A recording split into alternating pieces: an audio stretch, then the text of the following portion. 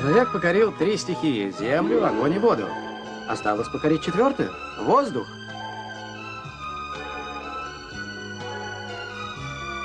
Для этого нужны аппараты тяжелее воздуха. Воздушный шар – игрушка в руках ветра. Это я запишу. Стоп! Моя рукопись! Не горюй, Жюль. Теперь тебя прочтет весь мир.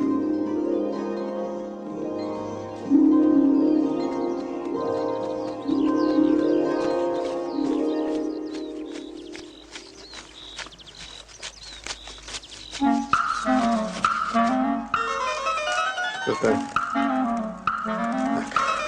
Мы теряем высоту. Вижу. Что случилось? Сейчас. Клапан заело. Что нужно делать? Так, давай освобождаться от балласта.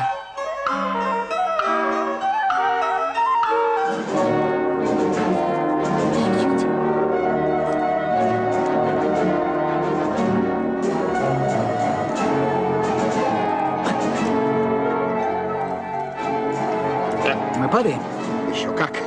Если нам не удастся зацепиться, вон за те деревья мы погибли. Погибли? Что за чушь? Я еще не начинал жить. Напрасно терял время.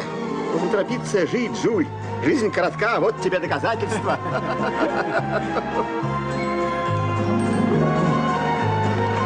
Они падают. Гони! Гони!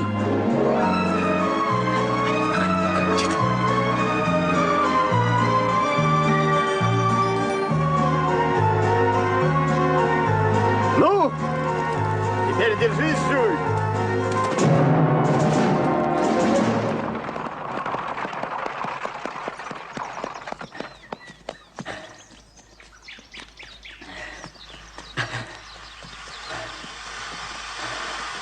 Вы живы, мсье? Жив, жив.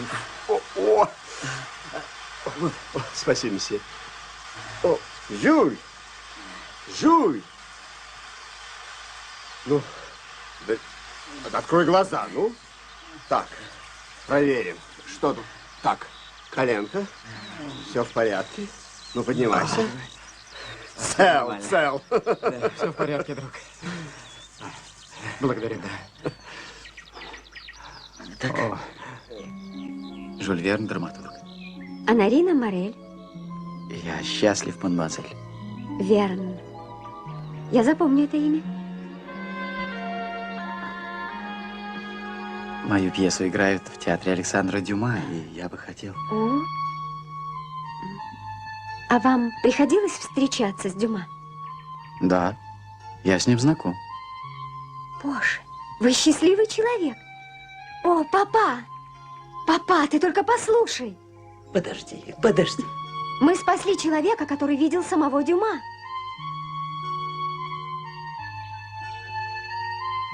Мы приехали из Амьена. Вот как из Амьена. В Париже мы всего 2 недели. Не двигайтесь.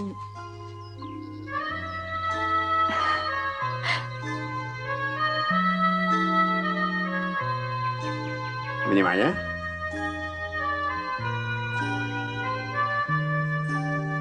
Мсье? Прекрасно.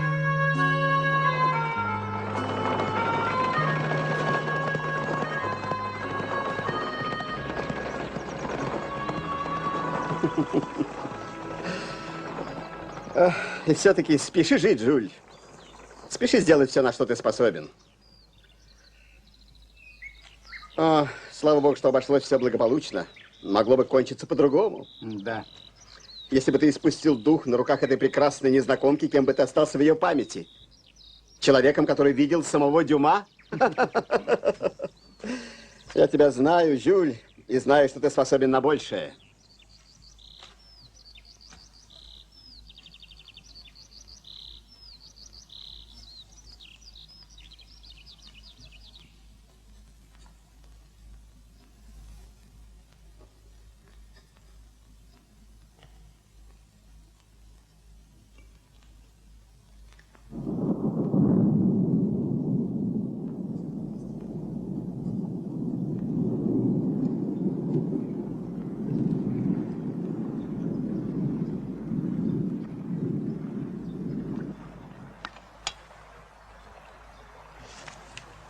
Ты пьесу пишешь? Нет, повесть. О чем же? О путешествии на воздушном шаре.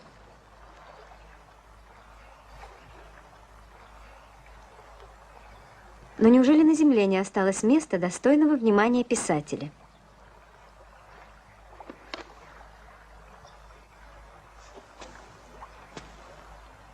Я и не собираюсь всю жизнь витать в облаках. Вот закончу повесть и спущусь на землю. Более того, я даже намереваюсь отправиться вглубь земли, к ее центру. Как ты думаешь, тебе за это заплатят? Не уверен. Не мешало бы кое-что купить. Мне ничего не нужно. Лично у меня есть все. Бумага, чернила, перо. Наконец ты. И весь мир. Посмотри, как он огромен и беспределен.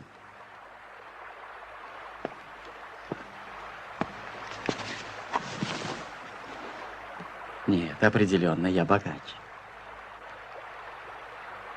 Если так, купи в своем мире что-нибудь на ужин.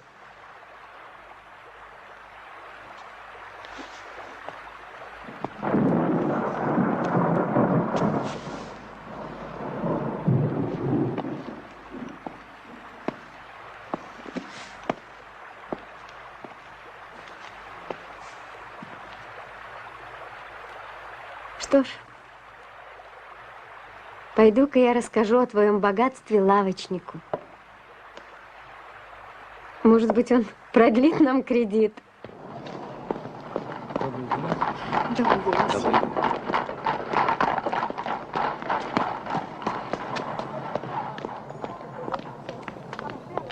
день. Добрый день.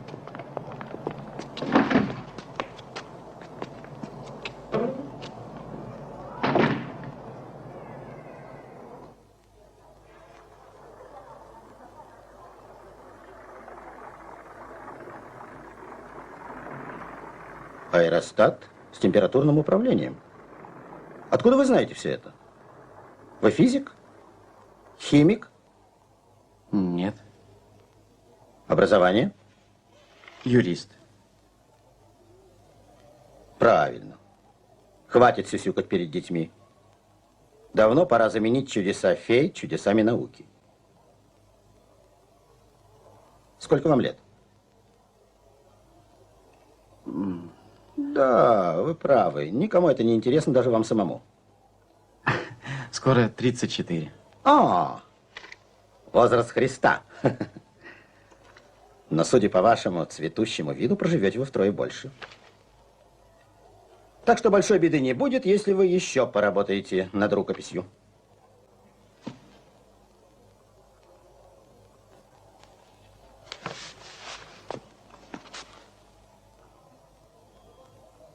Тем не менее, я издам вашу книгу. Более того, я готов заключить договор на все последующие ваши книги. Но рукопись надо переработать, пока это лекция. И даже скучная лекция. Просто непонятно, как вы умудрились пройти мимо удивительных возможностей, которые открывает выбранная вами форма. Не история воздухоплавания, а история с воздухоплавателями. Вот что требуется сделать. Превратить это в роман. Вы поняли? Публика хочет, чтобы ее занимали, а не учили. Обратили внимание, как называется наш журнал? Воспитание и развлечение. Мы должны учить и воспитывать, развлекая. Сколько вам понадобится на переработку? Год, полгода? Я сделаю все в 2 недели. Я умею работать, месье. Встаю в 5 утра и работаю до обеда. А обедаю поздно вечером. А вам нужны деньги? Мне бы хотелось... Словом, деньги доставят мне радость, если я получу их за оконченную работу. Желаю успеха, месье Верн.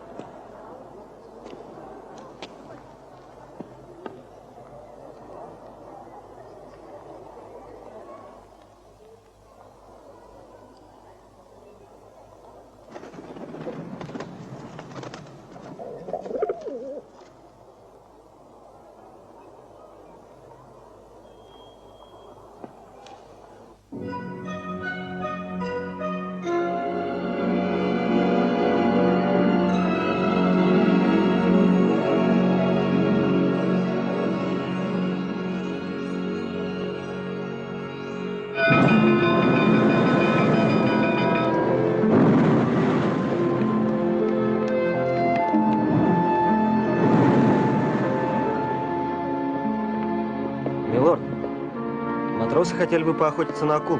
Акула в здешних водах? По всей видимости, это рыба-молот. Капитан на судне вы, Джон. Благодарю вас, милорд. Что случилось, Эдуард? Сейчас увидим.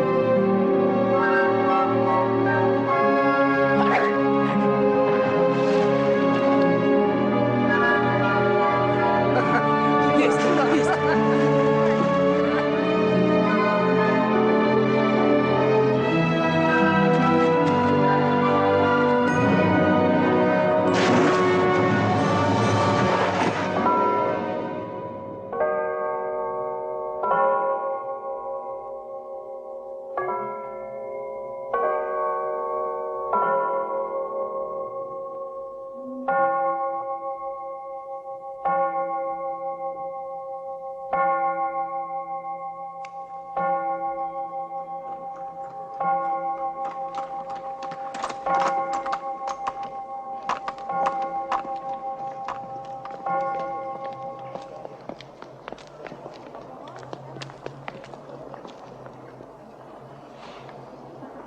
О, рад тебя видеть, дружище. Я рад бесконечно. Я встретил нашего несравненного, неподражаемого месье на улице. Оказывается, он только что приехал в Париж. Да, я сегодня из Африки. Посмотри на мой роскошный загар. Я сказал ему, что вы назначили мне свидание. Я примчался сюда, чтобы обнять старину И Жюля. очень кстати, друг мой. Я всегда кстати. Говорят, что ты без моего позволения в своей новой книжке выявила в одном из персонажей меня. Ничего подобного. В романе «С земли на Луну» действительно есть персонаж по имени Мишель Ардан, но... Не морочь голову. Ардан или Надар, перестановка слогов не помешала каждому парижанину узнать в этой фигуре меня. Я стал еще более знаменитым, чем был. Рассказывай. Ничего страшного. Ваш друг усадил вас в цилиндроконический снаряд, а потом выстрелил им из гигантской пушки. Это правда? Ну, каковы должны быть заряд и длина ствола этой пушки, чтобы снаряд мог достичь Луны? Теоретические расчеты я делал совместно с профессором Анри Гарсе. Ну, что Гарсе можно верить. А ты подумал, что при выстреле снаряда от гигантских перегрузок пассажиры могут быть раздавлены? Я изобрел специальное амортизационное устройство. И где же я теперь? Вращаетесь вокруг Луны, мой друг. В качестве ее спутника? Вот именно. Гениально. Позволяю. 1000 раз позволяю. Разрешаю впредь пользоваться мною по твоему усмотрению. Где ж ты еще найдешь такую колоритную фигуру? О, шампанское. Жуль, что случилось?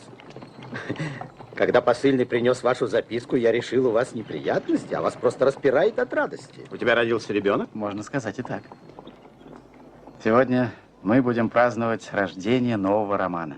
Я не мог не прийти к вам. Мне тесно в комнате. Меня распирает грандиозность замысла. Это даже не роман, а серия романов. Возможно, трилогия. Это будет лучшее из того, что я написал. Подожди, а что будет со мной? Ты собираешься меня возвращать на Землю? Только не сейчас. Пожалуйста, поворачивайся вокруг Луны. Продовольствия хватит на полгода. Как будет называться ваш новый роман? Что сообщить в проспектах вашим читателям? Название придет само. Впрочем, сообщите так. Дети капитана Гранта. Кто он, этот капитан Грант? Шотландец, который не может примириться с тем, что Англия поработила Шотландию. Какое вам дело до шотландских проблем? Это проблема угнетателей и угнетенных. Мое сердце всегда на стороне последних, будь то венгр, шотландец, индус или болгарин. И мое перо будет верно служить им. У вас большое сердце, Жуль. Оно готово принять в себя боль каждого. Выдержит ли оно? Вчера я получил письмо от учеников парижских школ. Его подписали 15 000 школьников. Вот что они пишут. Талантливый учитель по всем предметам. Это обо мне. Что они хотят? Они просят написать географический роман, в котором были бы и приключения, и полезные сведения о науке. Вы же не станете удовлетворять просьбу каждого школьника? А почему бы и нет? Счастлив писатель, у которого есть такие читатели. Положим, читатели должны быть счастливы не менее. Итак, история с географией. А может быть так. Занимательная география. Послушайте, как я завязал сюжет. Шотландское судно охотится на акулу. Акула поймана, ей вспарывает желудок и обнаруживает бутылку. И что же в бутылке? В бутылке.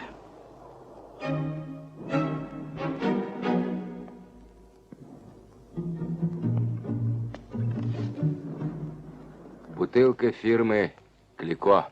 Вам виднее, дорогой майор. Интересно, там что-нибудь есть? А вот это мы сейчас увидим. Олбинет?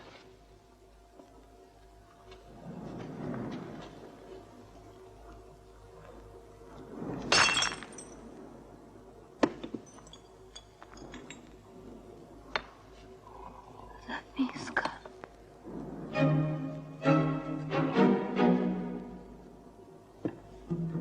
Осторожно, это.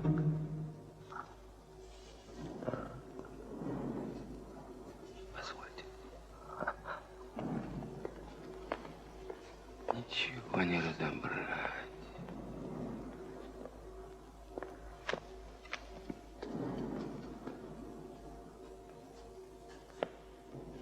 Похоже, здесь 3 документа, копии одного и того же. Написанного на 3 разных языках. Вот это английский. Да. Французском. Французском? И Немецком. вы хорошо знаете этот язык? Да, милорд. Прекрасно. К сожалению, бумага сильно попорчена морской водой. Трудно что-либо Ну, разобрать. хотя бы общий смысл, Эдуард. Уцелевших слов очень немного. Наверное, они дополняют друг друга. В самом деле, не уничтожила же морская вода в 3 документах слова на одних и тех же местах? Да. Что, если попробовать соединить уцелевшие обрывки слов из всех записок? С большой буквы «гр». Может быть, речь идет о каком-то мистере? «Гр». Вот здесь рядом слово «скип». Очевидно, это скипер, капитан? Ну, конечно, речь идет о капитане, потерпевшего крушение судна. Ну вот видите, мы уже кое-что знаем. Отлично, господа, отлично. Дальше, дальше, Эдуард. Вот в немецком варианте «граус». Что это такое? Граус. Это только часть. Вот последние 2 слова, их легко разобрать. Окажите им. Окажите Попробуем им. соединить со словом assistance. Что получится? Окажите им помощь. Да, верно, окажите им помощь. Окажите им помощь, они нуждаются в помощи. Дальше, дальше, И теперь вот Эдуард. в немецком варианте сохранилось слово «глаз».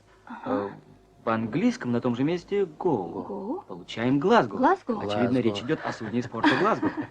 Браво, Джон. Друзья, решительно французский вариант наиболее полон из всех 3. Да, вы Ага. правы, милорд. А что обозначает- Ой, Нет. здесь даже цифры есть. А что обозначает слово «онжи»? Ну, житю, долгота. И действительно есть какие-то цифры. Это же широта. 37 градусов, 11 минут. Да, браво, Джон, наконец-то у нас есть хоть одно точное указание. Так. Где же долгота? Не все сразу, кузен. Смотрите, в немецком варианте есть 2 очень важных слова. «Цвай» и «атросен». Вернее Матрос. сказать, Матросен. матросен. Очевидно, речь идет о капитане и 2 матросах. Астраль. Остраль, да-да, Южный. здесь. А, Мгм. И, да. Стало быть, крушение произошло в южном полушарии? Посмотрим, нет ли указания на название страны. Обратите внимание на слово «агони». Может Агони. быть, Патагония? Патагония? Там. Совершенно верно. 37-я параллель проходит через Патагонию и далее через Атлантический океан. Хорошо. Итак, продолжим наши догадки, господа. 2 матроса и капитан достигли чего? Контан, контин, контан, континент. Материка. Материка. Материка. Прошу обратить на это ваше внимание, господа, что именно материка, а не острова. Какова же их судьба? Так, Они призонье. пленники. Чьи же пленники? Крюэль Эндиен. Жестоких индейцев. О, Господи, Достаточно ли убедительно это для вас? конечно. Я, кажется, догадываюсь, как звали капитана. Здесь во французском варианте записки сохранилось слово «ан». Оно совпадает с буквами «гр» в английском варианте. Значит, капитана звали Грант? Грант. Грант.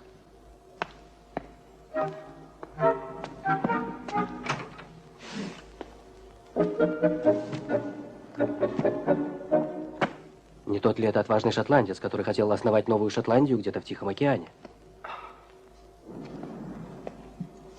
Независимую Шотландию. Свободную от власти Англии. Да. Мне кажется, что вы правы. Это именно тот грант. Вот. 30 мая. Перу, Кальяо, Глазго, Британия, грант. Так вот, в 59 году он отправился из Глазго на трехмачтовом судне «Британия», и с тех пор о нем ничего не известно. Теперь нет никаких сомнений. Это он. Значит, нам известно все? Почти все. Я сейчас попытаюсь восстановить текст этой записки. Итак, 7 июня 1860 года трехмачтовое судно «Британия» из порта Глазго затонуло у берегов Патагонии в южном полушарии. 2 матроса и капитан Грант попытаются достигнуть берега, где попадут в плен к жестоким индейцам. Этот документ был брошен под... Это нам пока неизвестно. Долготы и 37 градусом 11 минутами широты. Прекрасно, Эдуард. Окажите им помощь, иначе их ждет гибель. Если эти несчастные снова увидят свою родину, то они будут обязаны этим счастьем нам. Они увидят родину. Этот документ настолько ясен и достоверен, что Англия не может не прийти на помощь 3 своим сыновьям, выброшенным на пустынный берег.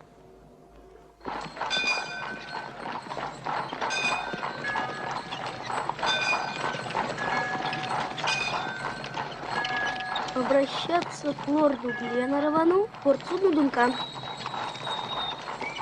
О!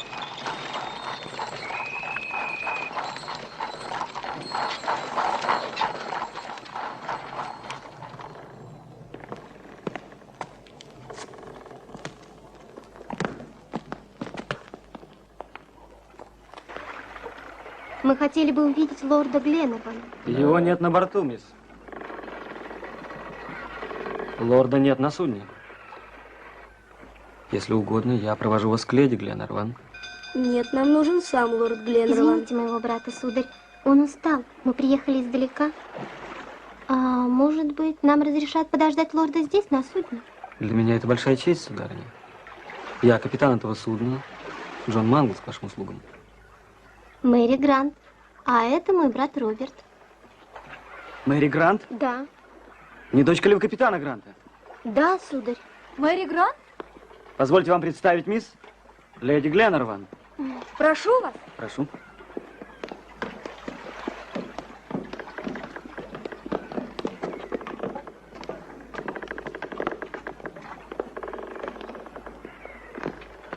Сударыня, Мэри Грант. ваш муж поместил объявление в Таймсе. Умоляю, скажите, что вам известно о крушении Британии? Жив ли наш отец?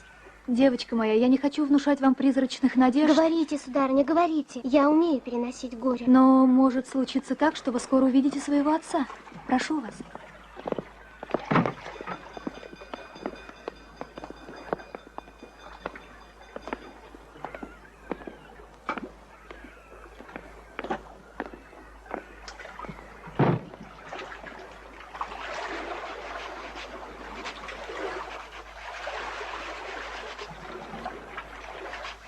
Вы можете представить нашу радость, когда нам, наконец, удалось восстановить текст этих записок. Они были написаны на 3 языках – английском, французском и немецком. К сожалению, вода пощадила только несколько слов. А где же документ, сударыня? Мне бы хотелось увидеть почерк своего отца. Лорд Гленарван отвез его в Адмиралтейство. Он надеется добиться отправки судна на поиски капитана Гранта. Возможно ли это? Да благословит Бог вас и вашего супруга. Каждый бы на нашем месте сделал бы то же самое, лишь бы оправдалась надежда, которую я заронила в вашем сердце.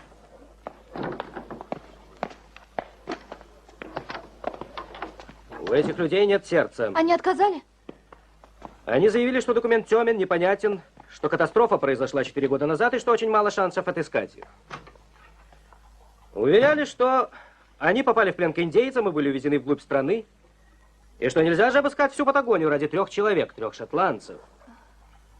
Что поиски погубят больше людей, чем спасут, словом. Приводили все доводы, решив заранее отказать. Они помнят проекты капитана независимой Шотландии. И теперь несчастный Грант безвозвратно погиб.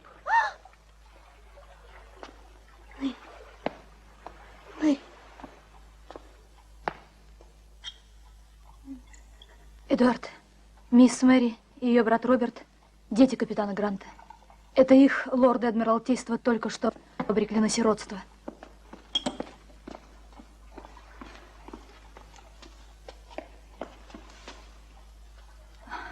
Мисс Мэри. Дорогая мисс, если бы я знал, что вы... Джон. Мы сами отправимся к этим господам. Нет, Роберт, нет.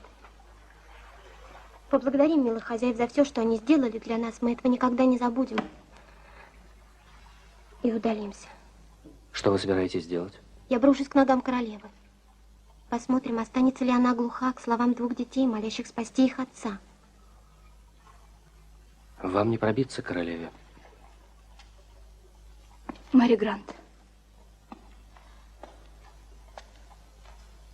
Выслушайте меня. Эдуард. Капитан Грант, бросая в море это письмо, вверял свою судьбу тому, кому оно попадет в руки. Оно попало к нам. Что вы хотите сказать? Я хочу сказать, что начать супружескую жизнь добрым делом – великое счастье.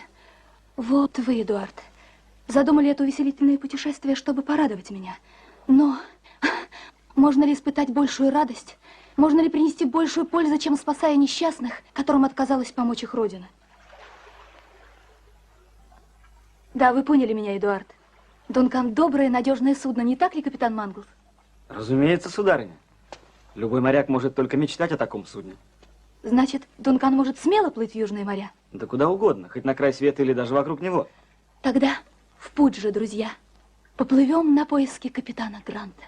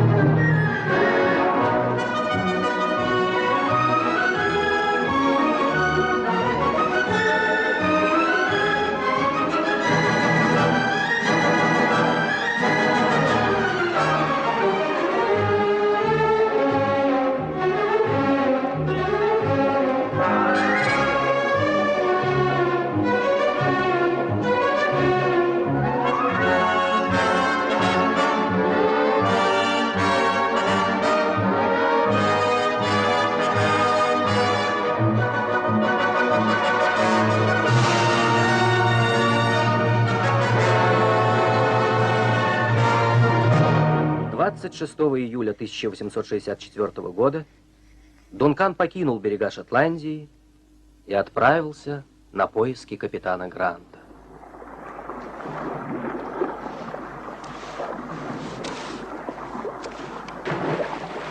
Роберт! Доброе утро, мисс. Доброе утро, капитан. Не волнуйтесь за мальчика. Он где-то здесь. Я только что видел его на палубе. Ку-ку!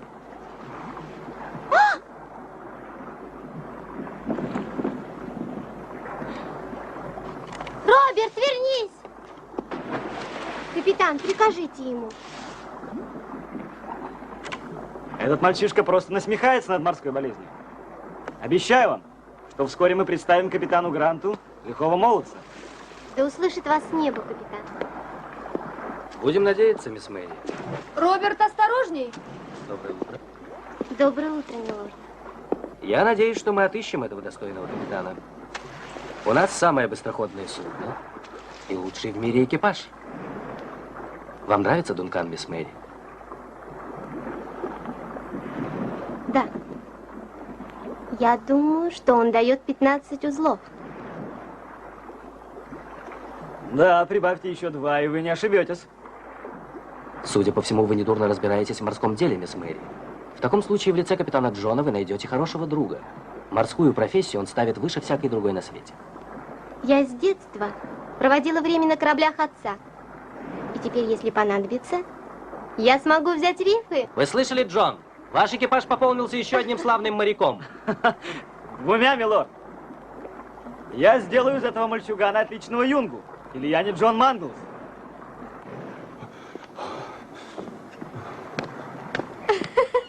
Олбинет.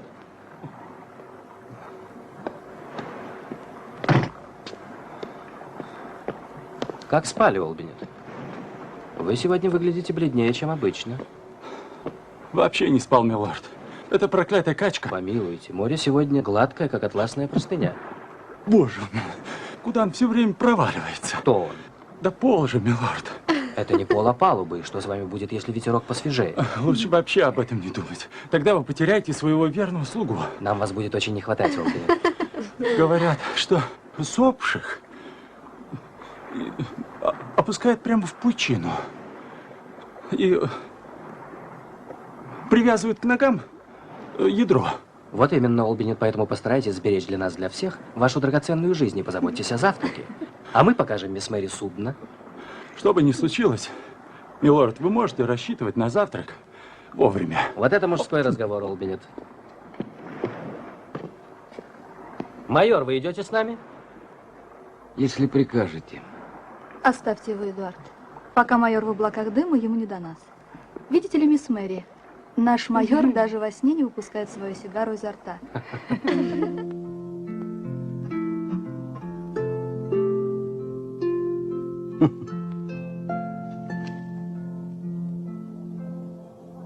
Недурно. Чего-то, однако, не хватает. Я еще не пойму, чего.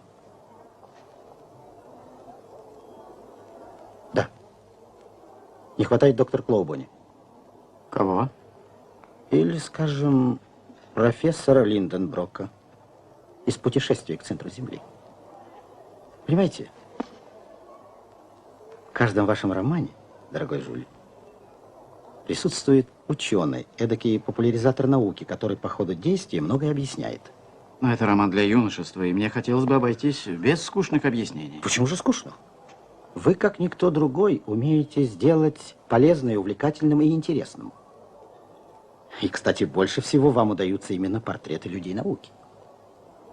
Стало быть, вы хотите, чтобы в сюжете появился ученый? Я просто настаиваю на этом. Вы вошли в литературу с романом нового типа. Вы сделали своей музой науку. Науку, которая наделила человека могуществом и помогла ему проникнуть в тайны природы. Я вам не советую отступать с этого пути. Его будут звать Жак Элиассен Франсуа Мари Паганель. Кого? Ученого, которого вы хотите увидеть на Дункане. Сказать по чести, я берег его для другого замысла, но вы правы. Отлично, Жюль, отлично. Значит, вы перепишете начало. А разве это не годится? Но там нет этого вашего... Паганеля. Да, Паганеля. Паганеля. Черт побери. Я уже заранее люблю его. Значит, пора ему появиться. Но откуда он возьмется на палубе Дункана? Кругом вода. Не упадет же он с неба? Вот именно с неба. Очень хорошо. Мой Паганель фигура экстравагантная, и появиться он должен необычно. Пусть он возникнет из ничего, из облака.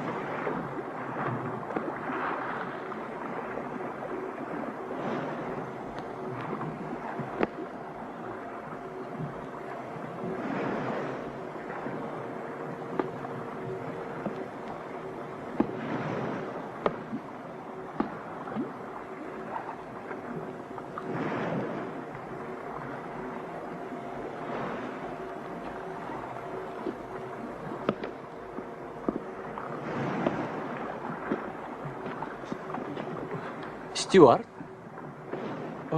Вы стюарт этого судна? Да, сэр. А я пассажир каюты номер 6. Каюта номер 6? Неви. А как ваше имя? Олбинет, сэр. Но... Итак, мой друг Олбинет, пора подумать о завтраке. Да не откладывая. Уже 36 часов, как я ничего не брал в рот. Вернее сказать, я проспал 36 часов, что вполне простительно пассажиру, который примчался без остановки прямо из Парижа в Глазго. Скажите, пожалуйста, в котором часу у вас завтрак? В 9. О, пардон. Excusez-moi. Сейчас. Момент. Где же? Еще нет и 8. Ну, тогда, мой друг Олбинет, принесите-ка мне, пожалуйста, печенье и стаканчик черри. А где капитан? Еще не вставал, да? А помощник капитана? Ну... Тоже спит. Ну, к счастью, погода хорошая, судно идет само собой. Сэр, вот и капитан. О! Аншанте, месье. Очень рад познакомиться с вами. Позвольте пожать вашу руку. Я не сделал этого 3-го дня вечером, только потому что в момент отплытия не следует никому мешать. А сегодня я очень рад познакомиться с вами. Ну, теперь мы познакомились, стали старыми друзьями. Давайте поболтаем немножко. Скажите мне, вы довольны своей Шотландией? Позвольте, о какой Шотландии вы говорите? Ну, о Шотландии, на которой мы находимся. Это прекрасное судно. Мне расхваливали его качество и достоинство его командира, капитана Бертона. Кстати, вы не родственник великого африканского путешественника Бертона. В таком случае примите мои поздравления. Сэр, я не только не родственник путешественника Бертона, но даже и не капитан Бертон.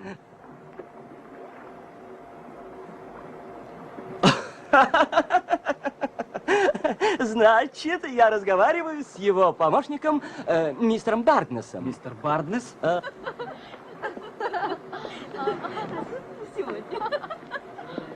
О, пассажиры! Пассажиры! Чудесно! Мадемуазель, мадам, мсье, мне чрезвычайно приятно увидеть... Лорд Гленнерван. О, милорд! Вы извините, что я сам представляюсь вам, но в море, мне кажется, можно несколько отступить от светского этикета. Надеюсь, наше путешествие в обществе этих прекрасных дам покажется нам коротким и приятным. Сэр, с кем имею честь говорить? О, Жак Элиассон Франсуа Мари Паганель, секретарь Парижского географического общества. Член-корреспондент географических обществ Берлина, Бомбея, Дармштадта, Лейпцига, Лондона, Петербурга, Вены, Нью-Йорка, а также почетный член Королевского географического и этнографического института Восточной Индии. Господа, Вы видите перед собой человека, который 20 лет изучал географию, не выходя из кабинета, и, наконец, решив заняться ею практически, направляется теперь в Индию, чтобы связать в одно целое труды великих путешественников.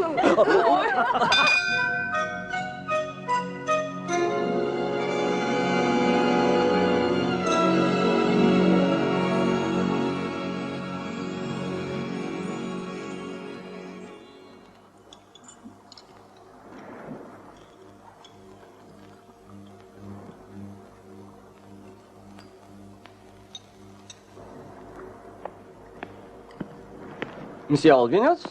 Месье Паганель, Да. позвольте мне задать вам один вопрос. Хоть 20, милорд. Разговор с вами для меня одно удовольствие. Вы поднялись на борт этого судна 3-го дня вечером? Да, милорд, в 8 часов вечера. Прямо из вагона я бросился в кэб. Из кэба на Шотландию, ведь я еще из Парижа заказал, благодарю, каюту номер 6. На палубе было темно, я никого не видел. Был очень утомлен, и к тому же я знал, во избежание морской болезни полезно улечься на койку. И не вставать с нее в первые дни плавания. Поверьте, я лег и самым добросовестным образом проспал 36 часов. Все ясно, мы все как раз были в церкви. Итак, месье Паганель, вы направляетесь в Калькутту? Да, милорд, всю свою жизнь я лелеял мечту увидеть Индию. Наконец-то моя мечта осуществится. Я попаду на родину слонов. Значит, вам не безразлично посетить именно эту страну, а не какую-нибудь другую? Было бы не только не безразлично, даже, я бы сказал, неприятно, милорд, так как у меня имеются рекомендательные письма к лорду Сомерсету, генерал-губернатору Индии. Да, еще дано поручение географическим обществам. Вам дано поручение? Моя мечта осуществить то, чего не удалось еще ни одному путешественнику. Обследовать течение реки Цангпо, которая с севера огибает Гималайские горы. Не сливается ли она в области Ассамы с рекой Брахмапутрой? А уж тому путешественнику, которому удастся осветить этот вопрос, будет обеспечена золотая медаль. Господин Паганель, это бесспорно прекрасное путешествие, и наука вам будет за него признательна. Но я не могу дольше вас держать в неведении. Дело в том, что в ближайшее время вам придется отказаться от удовольствия побывать в Индии. Кому? Отказаться? Почему?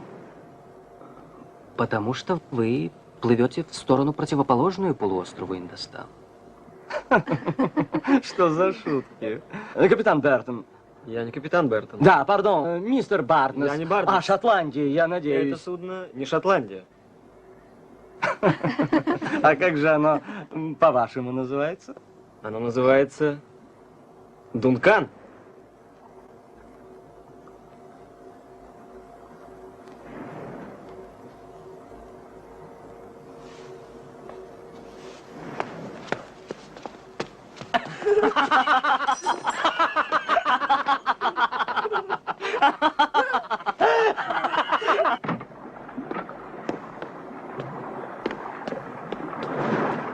Скажите, пожалуйста, милейший, как называется ваша...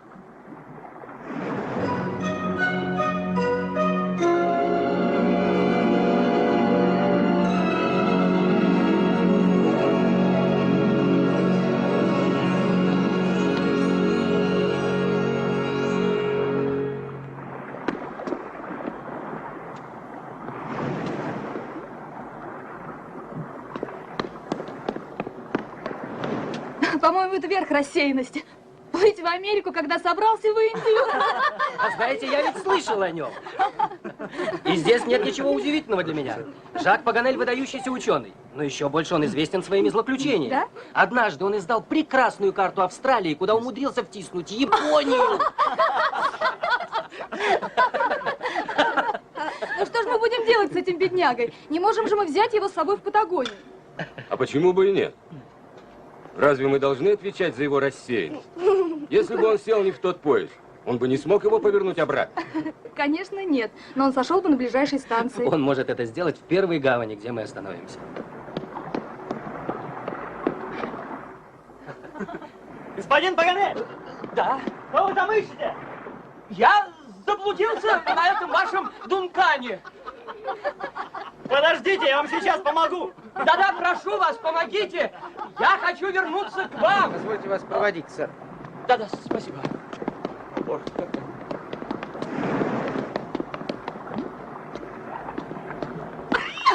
Что же мы будем делать с этим беднягой Паганелем?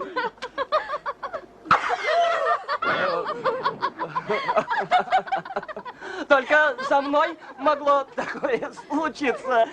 Но завтрак не должен от этого пострадать. Простите, господин Паганель, но вы заняли место капитана. О, пардон. Пардон. Все-таки приключение удивительное.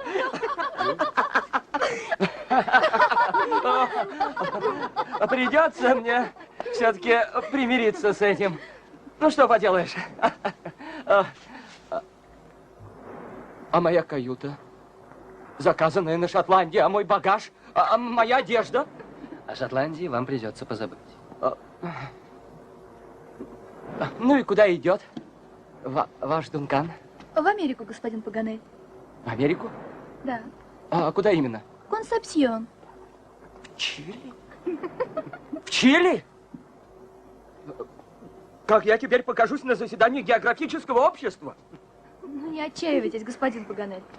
Скоро мы зайдем на остров Мадейра, и там вы пересядете на другое судно, которое доставит вас обратно в Европу. О, благодарю вас, господин Паганель. Но мне кажется, что Дункан это, пожалуйста, это прогулочная яхта, не спа? Совершенно верно, сэр. И принадлежит она лорду Гленнервану. Который просит вас без стеснения пользоваться его гостеприимством.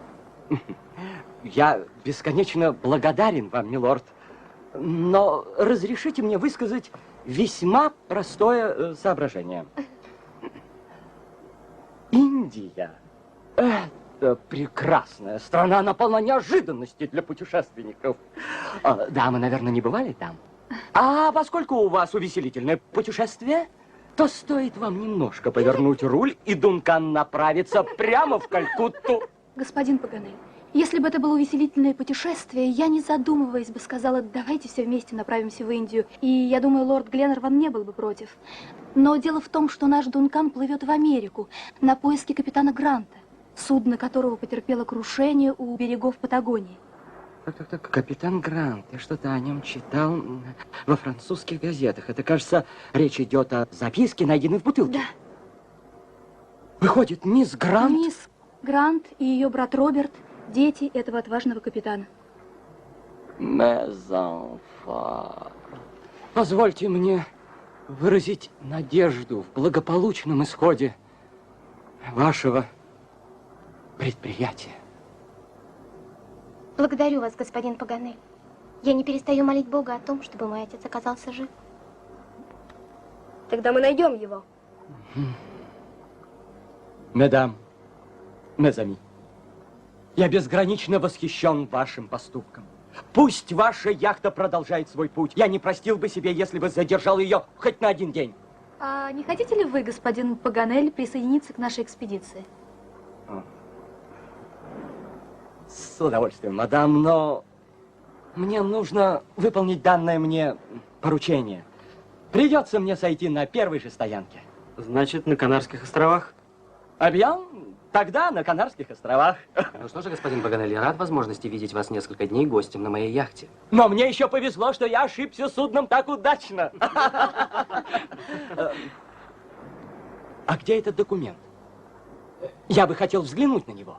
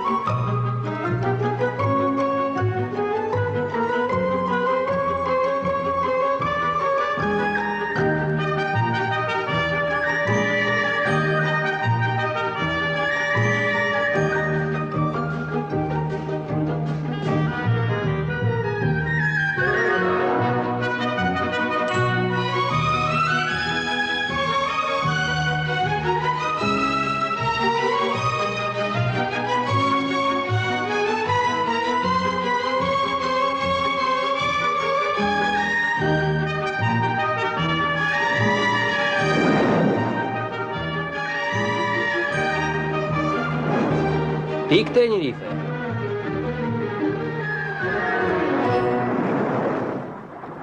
Милорд, я буду с вами говорить на чистоту. Скажите, вы собирались до моего появления делать остановку на Канарских островах? Нет. Ну а зачем тогда туда заходить? Канарские острова слишком хорошо известны. О них все написано, все сказано. Да, на них открыть что-либо новое трудно. И развлечений мало. Ну, что касается развлечений, то для географа все интересно. Уметь видеть — это наука. Но открыть что-либо там после великого Гумбольдта невозможно.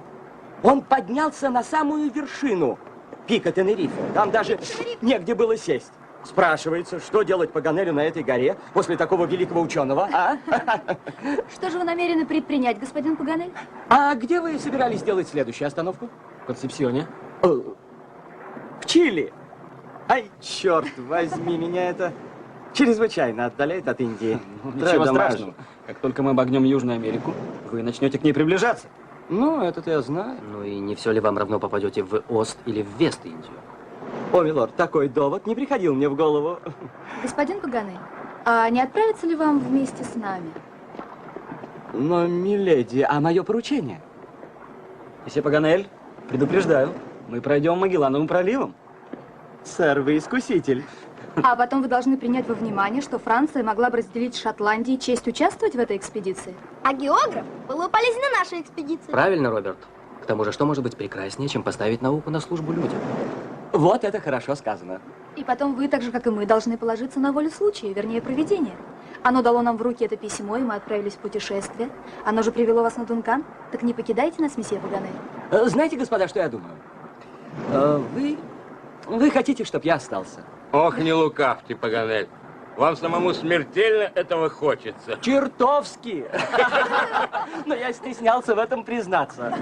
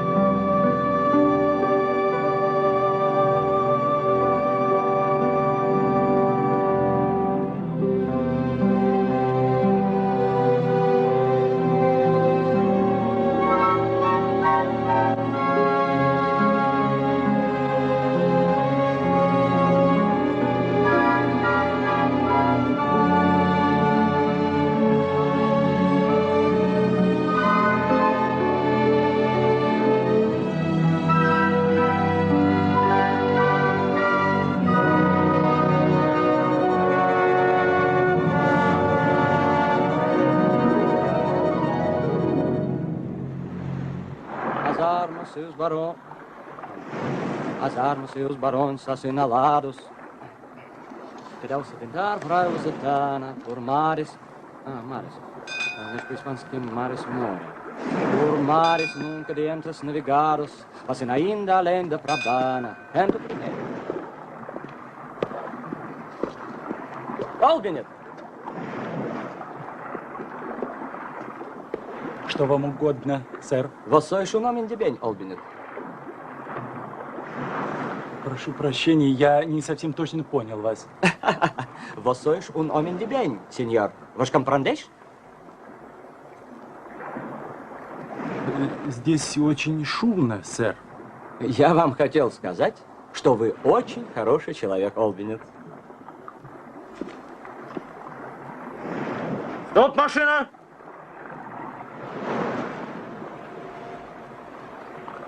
Экватор!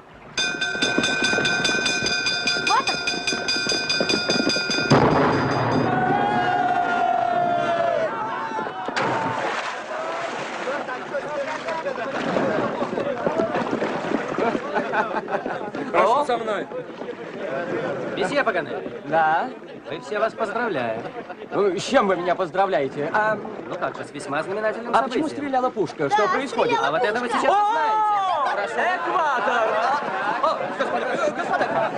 Очки! Господа! Возьмите очки! Прощайте, Паганель!